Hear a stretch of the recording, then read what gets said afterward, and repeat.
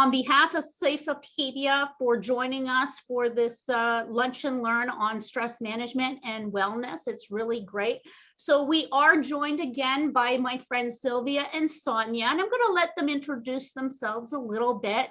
And we do also want to share that next week, July the 12th, the 13th, and the 15th, these two are going to be doing a phenomenal workshop on this, and I'll drop the link in the chat so people can check that out and sign up. So why don't I just hand it over to you now, Sylvia? Thank you so much, Tamara, and thanks to everyone for joining us. You know, Sonia and I are bringing together 50 years of work in this industry. So I'm an international activational speaker on health and well-being. I'll let Sonia introduce herself, but we've been talking about this stuff for decades and working corporately to help companies and organizations just manage stress differently. And, you know, when we think about what's happened as a result of this pandemic, it's like we know people were struggling before this, and now they're just overwhelmed, completely over the top. What we predicted a year ago when this first started was that as we all run to save ourselves in survival mode, we're going to keep going and keep going and keep going. But when this thing winds down, the inevitable crash and exhaustion is going to hit. And we predicted that we would see unprecedented numbers of suicide, mental health injuries, mental health diagnoses, post-traumatic stress disorder, anxiety disorders, etc., in all age groups within 12 to 18 months post-pandemic. So we all rally our resources to survive.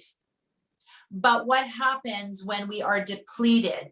Many people think, okay, well, I'm having a couple of better days. I'm feeling better. I'm eating better. I'm starting to exercise again. And you go, whew, I'm out of survival mode and I'm thriving again, until someone cuts you off in traffic, or your kid comes home in a really bad mood and like throws his backpack right in your way, or your dog messes on the living room carpet, and you are right back into survival mode, like full-blown stress response. And then you realize, I'm actually not really okay.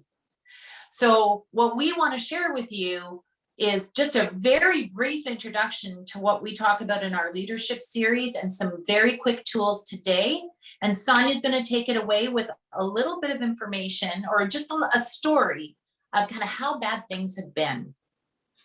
Okay, hi everyone. I am Sonia. I'm a registered nutritional therapist and corporate speaker like Sylvia. We've done a very unique thing, even though we are technically a competition. We've decided community over competition, and we've actually teamed up and created a separate company. So that's kind of, I guess, where this came from. What I wanted to share is something that we really dive into in this series, and it's around boundaries. Because boundaries really is the only way that we're going to be able to do some repair and restoration from all the things that have happened, and understanding what that looks like.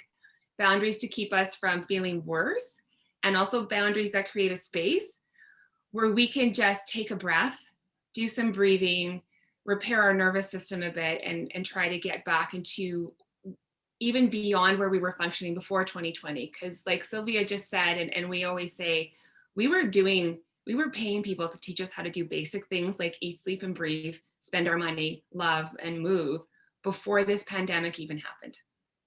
And once the stress ends, there's a collapse that comes in our minds, in our bodies, and we're really worried about that. And so just to give you a personal, professional example with me, 2020 obviously was hard on me like it was on everyone else. I was dealing with some extraordinary personal issues on being bullied and harassed and a few other things, and identity fraud. It's a great time to try to solve identity fraud when the whole world goes crazy. It was last April. It took like 8 months.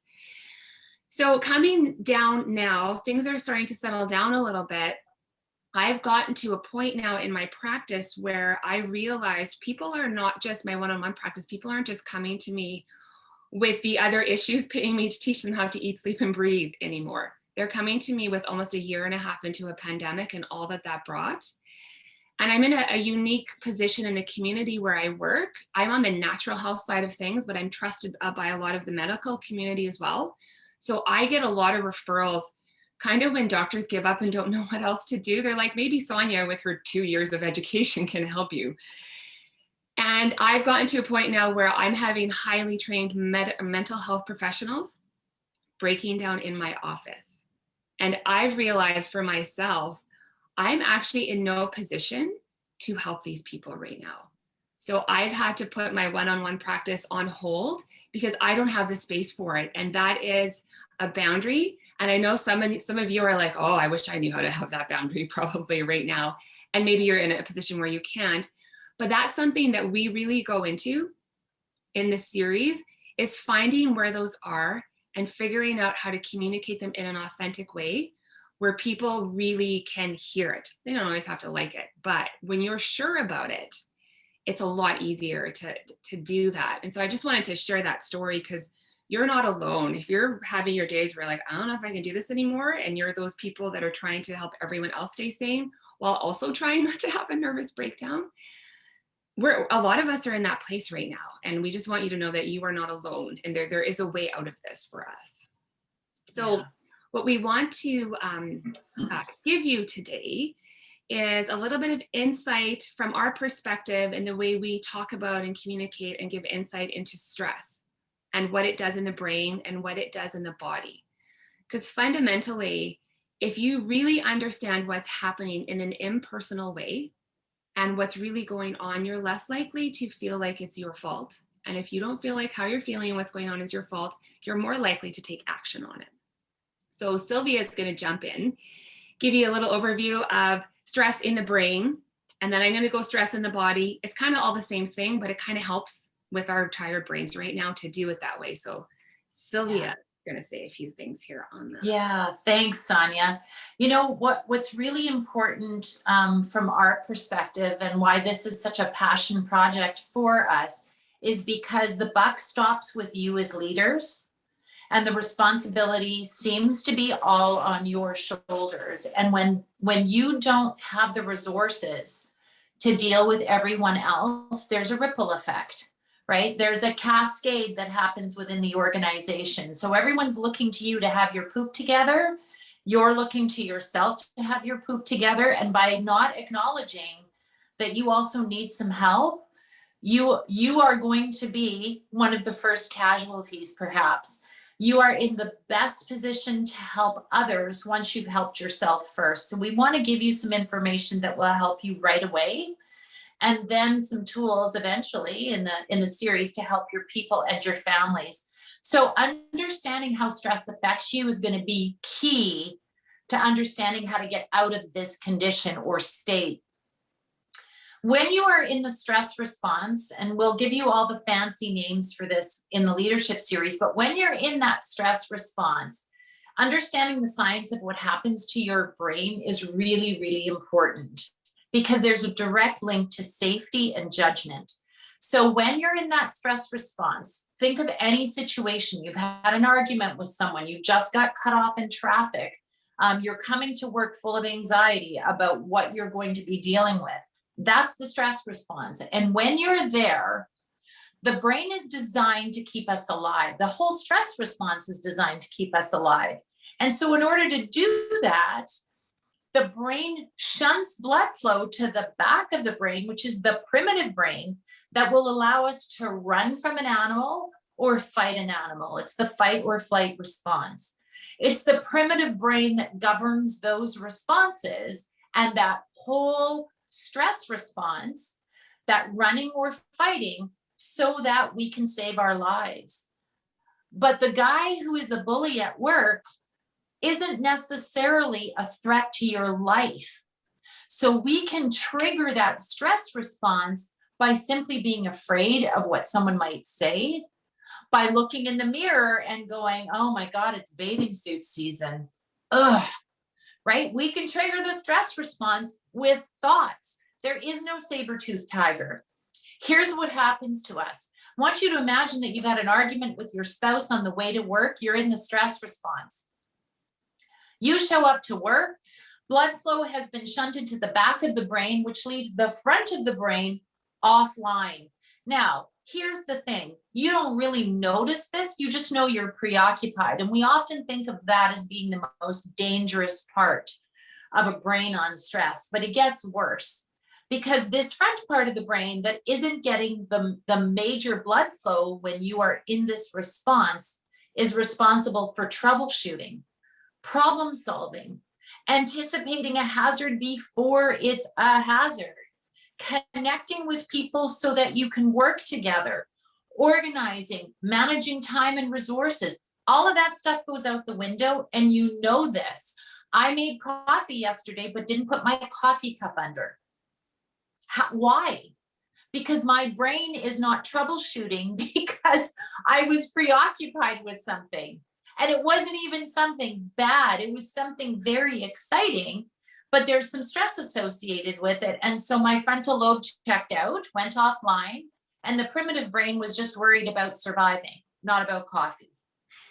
So that's a simple example, but there's the tie into safety. It's not just about your brain, it's about your employees' brains. You got an employee who's stressed out because the guy he works next to is a bully. That guy's not safe, but neither is the bully or anyone else around the victim, because they are all now victims of his frontal lobe being offline. Now, if that's not scary enough, let's hear about what happens in the body. Okay, so to ease some of the scariness before I hop into more of it, because we're so passionate about this because we know this is real. This is physiology. My dog is kicking me right now. He's falling asleep. Sorry. He's not stressed. I want to, if you're going to write anything down that you might want to like put on a sticky note on your screen or somewhere in your office, here's a really great quote to kind of preface what I'm about to say. It's from a Buddhist meditation teacher in New York. His name is Ethan Nichtern. And he will often talk about this and post this. He says, your nervous system, and I'm going to explain this to you, your nervous system was designed for a world that doesn't exist anymore. That's why kindness is everything. And that's why the kind of prevention that Sylvia and I are talking about is everything. Your nervous system was designed for a world that just does not exist anymore. And Sylvia just explained that to you in a different way, because what happens is in our bodies and our brains, when there is a threat, and when we go into this, we talk about it's a perceived threat. Like Sylvia just said, it doesn't have to be. The first stage of the stress response largely happens in the brain, of course the body too, because they're the same thing, they're the same entity, and it's a lot of adrenaline. If the threat persists, we move into a more low-grade chronic stress response, pandemic, anyone, for a year and a half.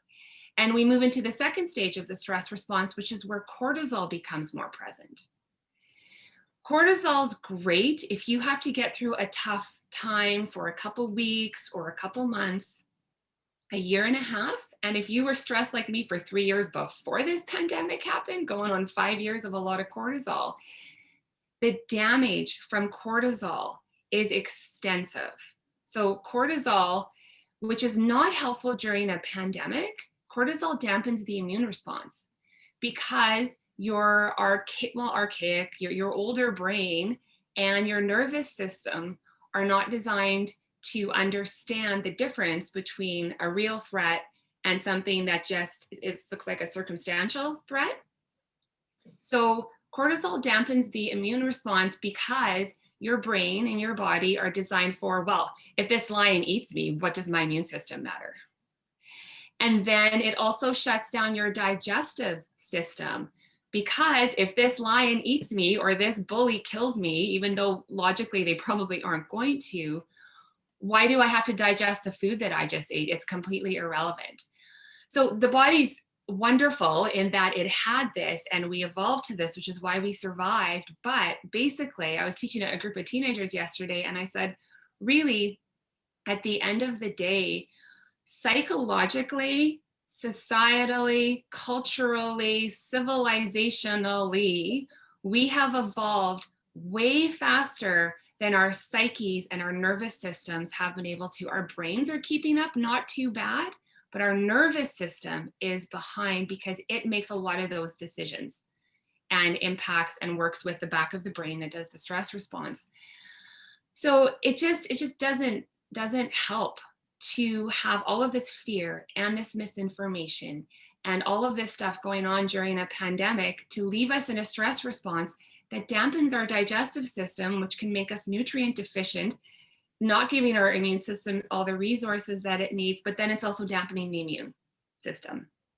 When this ends, that damage and the adrenaline and the cortisol run out, or they stop, or the brain shuts the cortisol down, that's when all the little fires that your body has been putting out in all the body systems during all of this stress ignite and burn brighter. And then we start to see the problems. And that's why Sylvia and I are so passionate about this.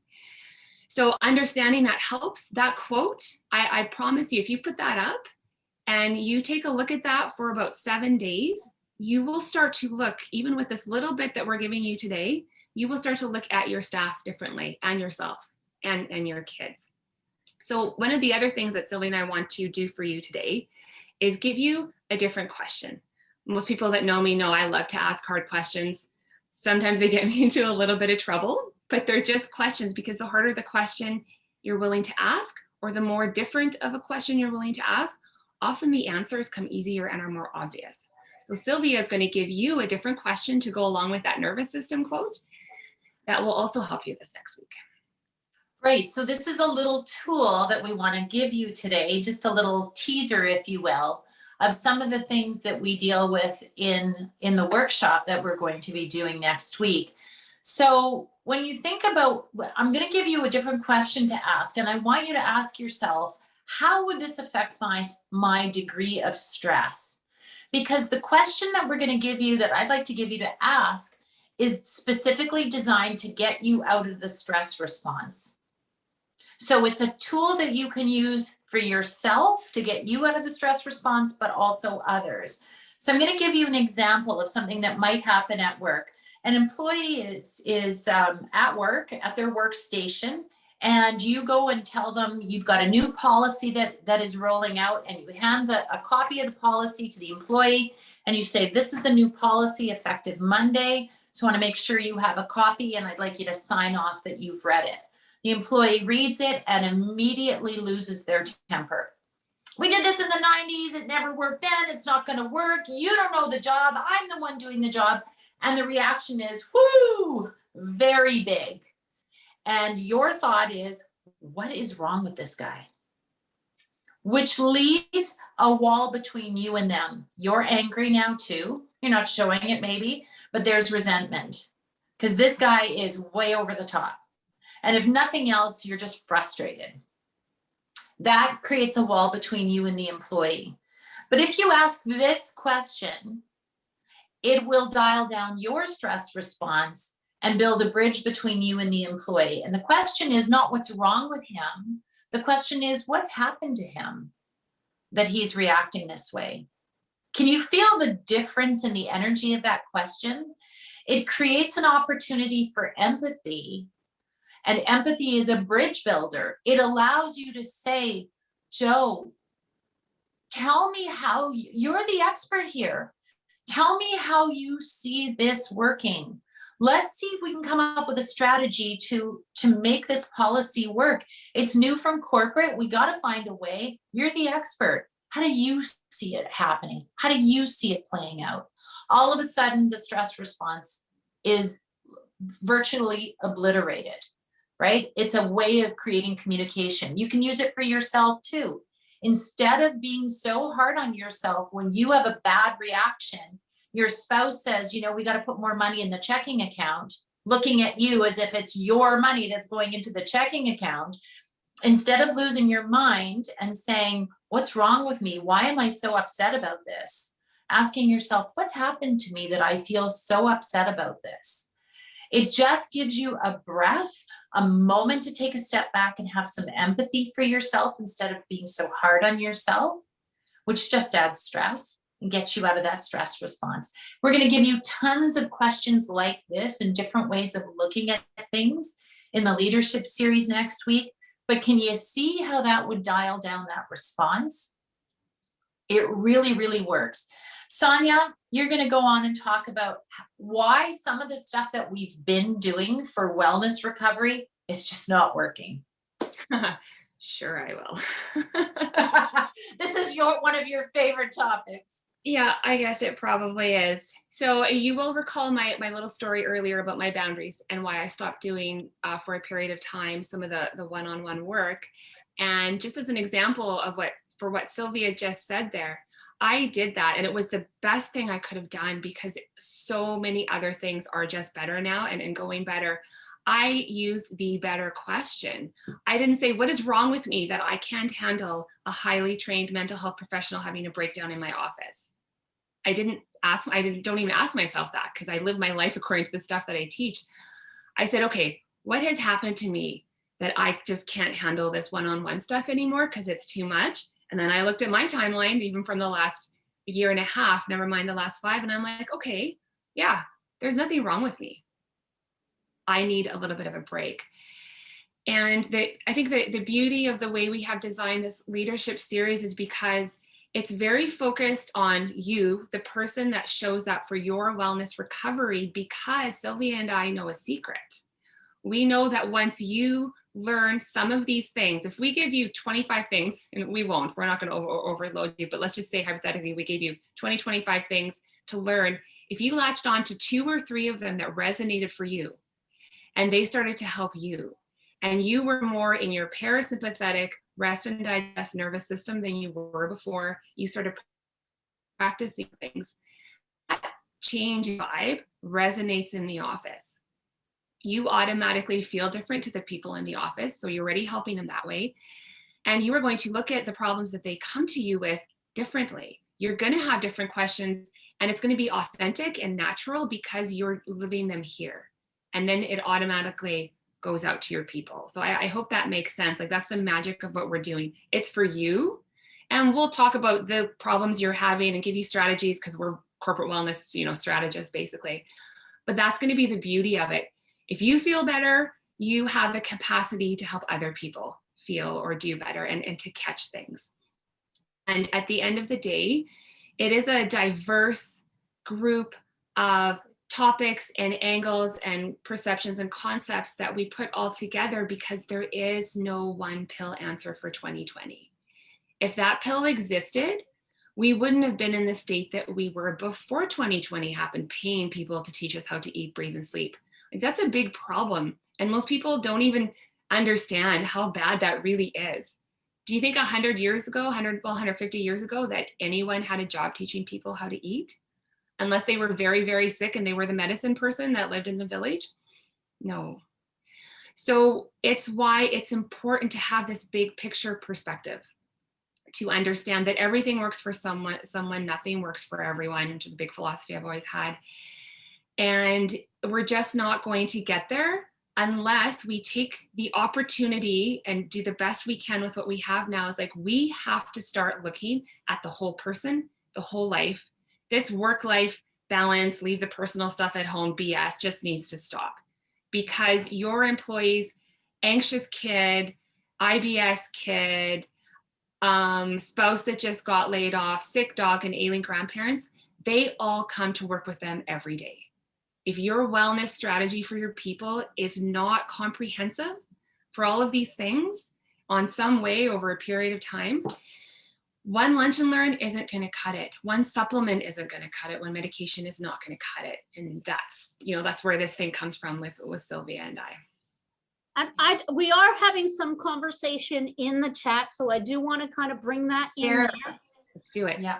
Thank you, Louisa. You're so right that looking at internal issues is very, very important. Tamara, is there anything else in the chat that you want to share with us? I can see something here I would like to talk about, if that's okay. This last one here tomorrow. Something about companies abandoning their wellness programs, questioning their value. I'm going to be honest with you, good for them. Because if they can't see the value, then they're not working. Has been so much wellness out there, cookie cutter, lunch and learn, do a lunch and learn on this, do that. No one's talking about strategy. No one's having the conversations that we're having right now. No one's looking at leadership first and saying, you guys got to be okay first. And you have to be on the same page.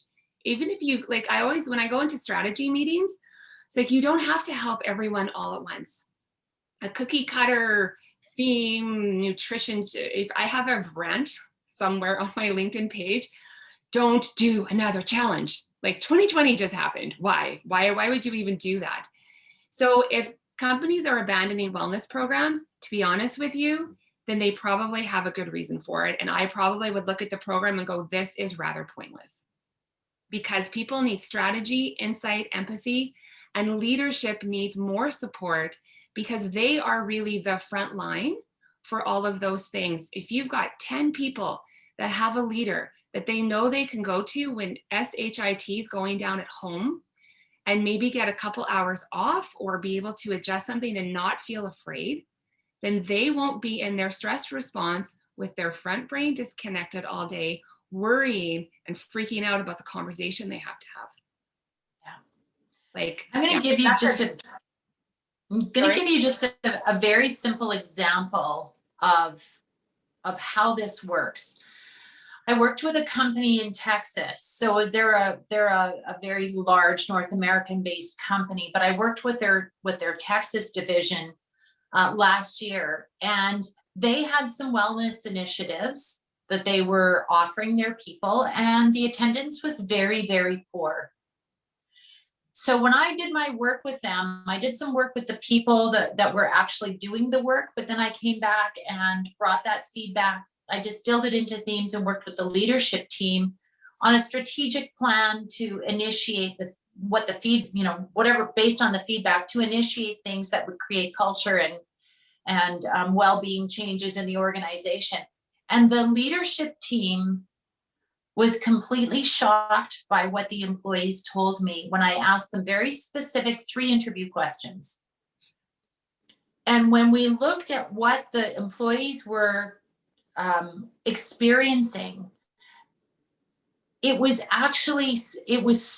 so many very small, easily managed stresses at work that were chronic that the management team had no idea about.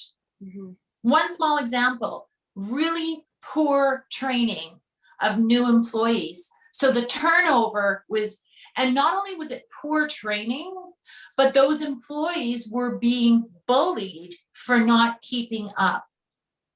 It's a production line, and they couldn't keep up. So people were leaving 4 or 5 weeks into their probationary period, and there was constant turnover, which in turn made all the regular employees so stressed, because every time they lost an employee, who gets the workload? They don't say, well, this production line is down 2 employees, so we're just going to shut this line down until we have 2 employees trained to go at speed. No, it's like you 5 are going to have to work a little faster. So they were shooting themselves in the foot by bullying the new employees. And it was such a simple fix.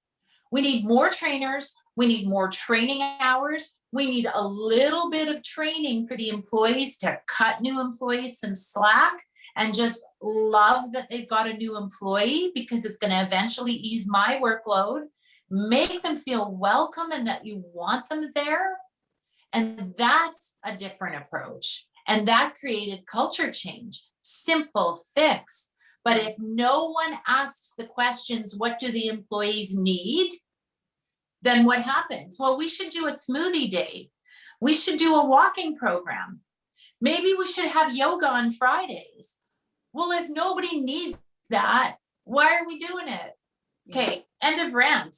What I want to say just before we go into the question period is that we are not wanting to add more stuff to your shoulders as leaders. Yeah. Everything that we're giving you is actually to lift the burden. It's to learn to create bridges between you and the employees instead of walls. It's to allow you to see what's going on for your employees and to be able to create a culture where people can support each other when they're struggling. You know, someone comes to work with a back injury, we know, Joe, you're going to need to ask for help with lifting, and we're going to support you with that. Somebody comes to work with a stress injury, we don't even talk about that. We're terrified to say, you don't seem yourself today. And actually, from a legislative point of view, you can't even really ask questions like that. But you can say, I've noticed this in your performance. Is there anything I can do? You can make it a performance-based conversation. That way you're within the legislation, right? But we want to give you strategies that help you as the leader to help your people and your families, not dump more stuff on your shoulders. We actually want to relieve some of that burden for you. Yeah, and I'm with that. I'm going to hop right into something that I see here on the chat. Dion, if you don't mind, can you just tell me how many employees you have that you did that survey for, just so I have a little bit of a framework? Because it says here, we issued a culture survey and asked the question, I am interested in learning more about resources that are available to help support my health and wellness during this time. Most responses were no, only one response was yes. Dion, if you're still here, can you just, I'm going to explain this to you. Can you tell me how many employees that was? Because I'm curious, but I'm going to answer the question anyway. So here's the thing. It's another thing. I'm known for my Sonia-isms, and there's some things I say in every corporate wellness strategy meeting, no matter what they are. And here's what I think is part of the answer to why this happened. It's possible, because I don't know, it's possible this company has had a wellness program that they probably should be abandoning right now that really wasn't any help. I can walk into a company based on the number of males and females and their average ages. I can tell them what their percentage of participation rate is in any wellness thing they've ever done. And they're like, how did you know it was 12%? Well, here's why. So here's the other thing. And especially right now, after a year and a half, and this was this way before, and it's more so now, I basically say that the leadership team stuff I already said, and that is a key place to start.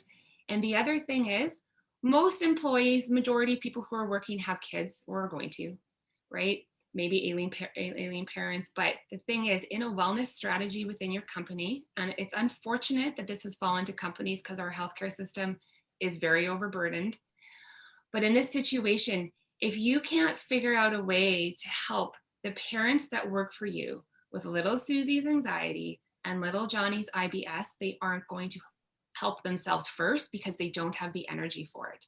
If there isn't a parenting strategy, if there isn't a family and there, you don't have a strategy to get the spouses of and the family on board, why are you doing it? Throw that wellness program in the garbage, bring me and Sylvia in and we'll fix it. That's how I feel about that. Well, and one of the greatest strategies is to create opportunities for people to extend that invitation to their family members. If I had a nickel for every time a person came to me and said, where can my wife find the information that you just gave us at the workshop you did in my company? Where can my husband, where can my daughter get this information? Do you have a book? Do you have a website? Like, what do you have? Because this is very helpful for me, but I really need it from my daughter. I need it from my spouse. I need it from my mom. So I've been in companies that have opened, they've had me at their wellness day as a corporate speaker, but they've invited all of the family members. Yeah. I've done that so many times. And what a beautiful way to say, we care about you as a company. We care about your family and all the things you're going through. Now, you might be thinking, are you kidding me? Do I actually have to feel responsible for this? No, you don't have to. But if you choose to, think of what the possibilities are for the people showing up to work every day. It's going to cost you the same. You just need a bigger room.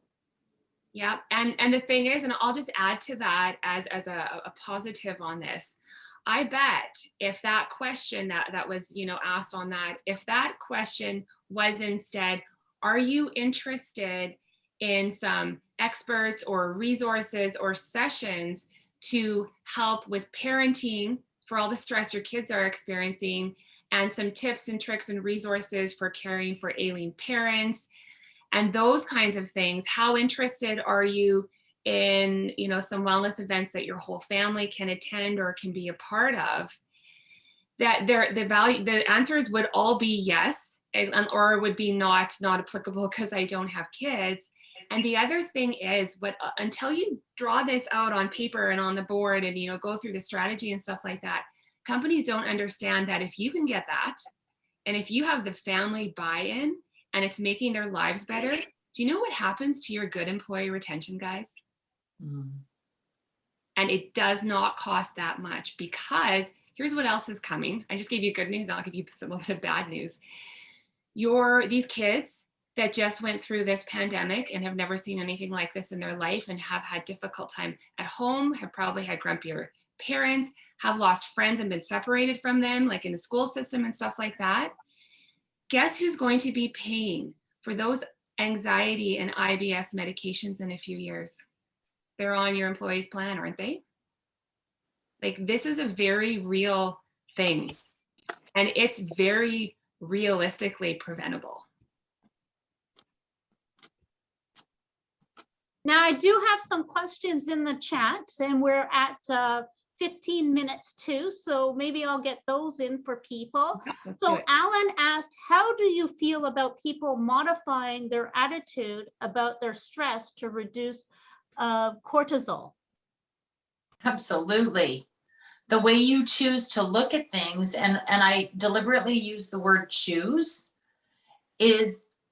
can be everything, right? Now, what we don't advocate is people putting on rose-colored glasses and saying everything's okay.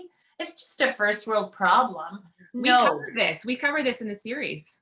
We absolutely do. We really want people to feel what they feel, but to also take a step back and say, is this something I am willing to expend all of this cortisol on and affect my health negatively over something I can't control? Because I have no control over what those two employees are doing.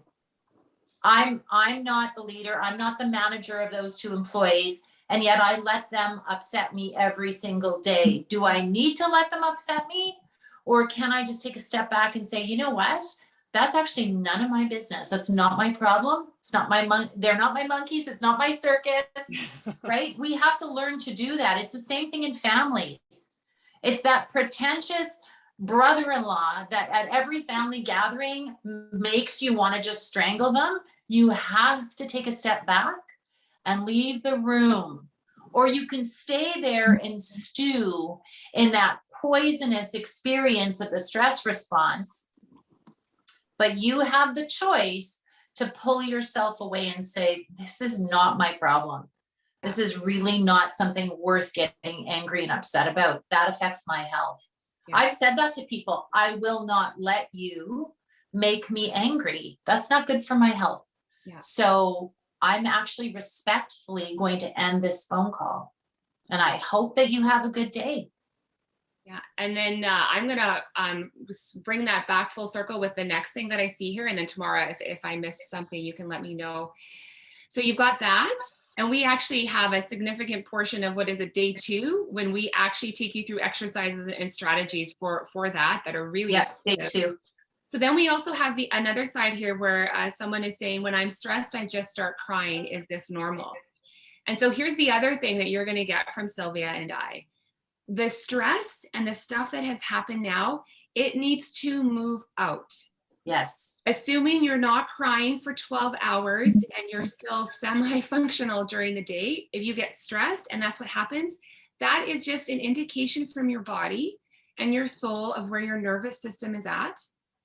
And it is way better to just let that come out. And if it lasts for a long time, then you may want to get some support, because those things have to move. If they move too long, then it means we missed a shift in our healing to move back to that not being all the time.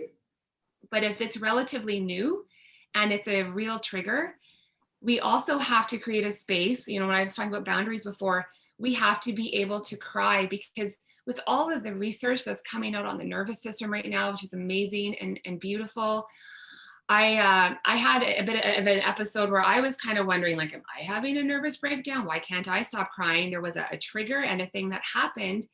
And I also checked myself back into counseling. I'm going once a month just to make sure my head stays on straight, because I have a lot of other stuff going on too. And my counselor, because he's up to date, he's very trauma informed, he described that after all of this sympathetic nervous system that I've been in, from all the harassment and the threats and all the fear and all the other stuff that has happened, he said, with the healing that you've done, that was a breakdown in your parasympathetic nervous system. You've moved into a safe place where your body resets. Like, the nervous system and all the research that is out there is probably the best resource that corporate wellness has. Don't bring a wellness strategy into your company without people that don't understand it, because if you work with that, it affects every other body system and our mind and our mental health. Yeah. Like, so you have to have the tools and resources and strategies that Sylvia was talking about for protecting yourself from unnecessary triggers. And we need that psychological, emotional intelligence and knowledge of what our nervous system is doing to be okay when that stuff needs to move. We don't need to recycle grief. We've been too isolated. We used to, like, culturally, we're used to grieving with other people. There is a discharge in the nervous system that happens when we grieve and feel things with other people in the room. There's a resonance there. We explain that in the series too. And if that doesn't move with other people and you're grieving in COVID all by yourself, that grief and in the nervous system doesn't discharge, it recycles. So wherever you're at in those kinds of things, maybe you just let yourself cry for a while. Maybe you need some support, but it's not a bad thing. There's not something wrong with you. Something no, and it, to you. Exactly. And it's so critical to feel what you're feeling. Going back to me saying, we'll never tell you to put on rose-colored glasses or to suck anything up. You have to feel what you feel, because otherwise your issues live in your tissues. Yeah. Whatever you don't release will make you sick, and it will make you sick in a very specific way. We talk a little bit about that in the series, but the body has its own language. The symptoms are a language. And where the symptoms occur can really reveal where the hiccup is. So, trouble breathing or shortness of breath is often about grief, because grief sits in the lungs. Anger will sit in the liver. I said to somebody the other day, I'll bet you, because you've been so angry, that if you go and get blood work done, you're going to see elevated liver enzymes, because anger gets stuck in the liver. And he was quiet for a moment. It's a gentleman in Texas. And I said, sorry, did you hear? I'm not sure if that came through. He says, oh, yes, it came through. He said, I had blood work done 3 weeks ago. I have elevated liver enzymes. And I said, and your doctor doesn't know why, does he? He said, no. I said, do you know why?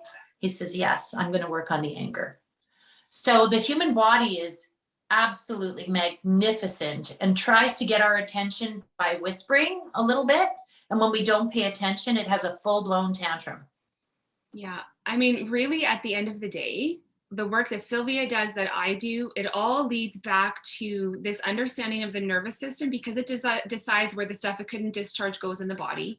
And we can talk about meridians and stuff like that too, but we won't get into it. But if you can figure out a wellness strategy suited to your people that is going to help them in their families and help them understand the basic language of the body that we have been trained by our one pill culture to ignore. Oh, stupid headache, I'm just going to slap a pill on it. It's not my body trying to tell me something is missing or something's wrong. If you change that, and that becomes the kind of conversation in your workplace and in their homes, literally all of the costs that are about to escalate, that changes. Like, I would be fascinated 5 years from now to see the difference between companies that put in a strategy now, what their percentage of increases are versus the ones that did nothing.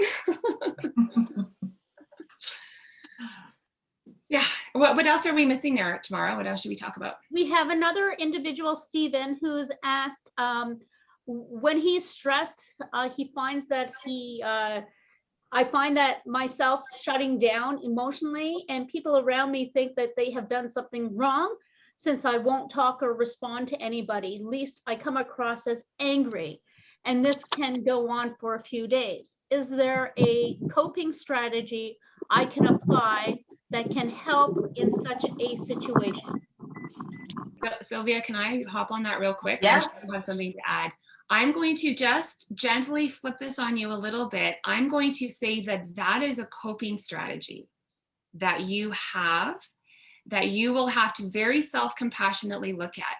If this is an ongoing thing, that's going to be a situation where finding probably some kind of therapist or counselor that can help you ask the "what has happened to me" question, that this is my coping strategy.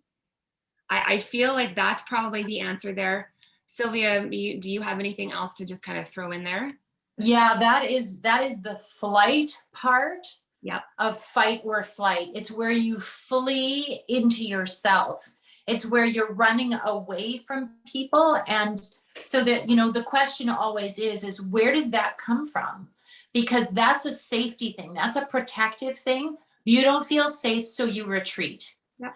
So was that a strategy that you used as a child? Was that a strategy that the parent you most identified with used? Is it a strategy that you learned because you were punished or negative consequences happened when you did try to open up and talk about it? The problem with fleeing, just like coming out and fighting, you know, it's the opposite of somebody ranting and raving. The problem with it is that that doesn't allow the discharge of the stress, right? It doesn't allow your nervous system to come back into parasympathetic, into rest and restore. So we need to get that out. Plus, it's also affecting your relationships with people because they don't know how to read that. So I would be in total agreement, you know, working with a professional coach or a counselor to kind of see where did that come from? And does that serve you, or does it actually increase your stress? Many of our coping strategies that we've learned actually increase stress. Smoking 2 packs of cigarettes instead of 1 pack of cigarettes a day when you're really stressed is desperately harmful. Yeah. Having 3 or 4 belts of whatever at the end of a very stressful day feels good right now, but when you wake up with a hangover headache tomorrow, it actually causes more stress. So what we want to give you are tools that truly discharge the stress and truly put you into your other nervous system. That's going to be the most effective, and it's more sustainable. The 3 or 4 belts every Friday after you've had a really, really bad day at work, that's not sustainable. Your liver is going to start talking to you. Yeah. And I'm just going to add to that because, you know, that won't be everyone here. There'll be other people that have the same coping strategy or something similar. Here's something else. If you want to put something else up with that, your nervous system was designed for a world that doesn't exist anymore. If this might resonate with some of you. In this situation, when we talk about fight or flight, I had a very wise counselor a long time ago. And he said 2 options is not a choice. And so if it's either fight or flight, then you don't actually have a choice. And so again, I'm going to flip this around. This is great for some of you as an individual for sure, because fight or flight, that's not a real choice. 2 options is not a true, authentic choice. So there's got to be a third way. And the question, what has happened to me in this situation, and sorting through some of that stuff will give you an actual choice in some of these things.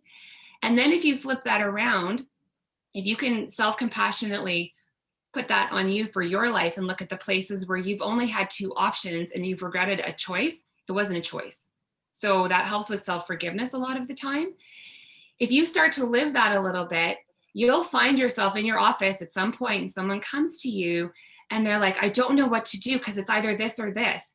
If you just speak a truth like that to people sometimes and let them know that there might be a third option and then it's actually a choice, they might fight a little harder to find it. And you might resolve an emotional crisis before it happens. Yeah. Good point. Well, we are almost at that time. It's 2 minutes to. I wanted to see, does anybody else have any last questions that they'd like to get in to ask you two about before we wrap things up? Give that a moment. Or do you have any last thoughts that you'd like to share with everybody before we leave today, Sonia and Sylvia? No, I think that's good. I think probably you're going to talk about the registration deadline in case people are thinking about this. But as far as last thoughts, we've already done our little passionate rants. Sylvia, do you have anything else? I have so many things, but no. This has been my topic. I talk about a lot of different things as a professional speaker, but stress has been my baby for the last 20 years. And yeah, there is no end to what we can say. It's just, I just want people to understand that you have more control than you believe. Yeah. Yes. Well, it's been a great session today. Thank you so much. I am putting the link again in for the workshop. And the workshop's happening July the 12th, 13th, and 15th. Now, there is some prep work that Sonia and Sylvia do have to get done for the workshop. So we are making it end of day Saturday for people to register. Is that what we agreed on? Yeah, we need that. Yeah, so it'd be great to see you also at the workshop. And so the link is there in the chat for everybody. So thank you, everybody, for joining us today. This has been a great discussion. Yes. Thank you. Bye. Bye. Thank you.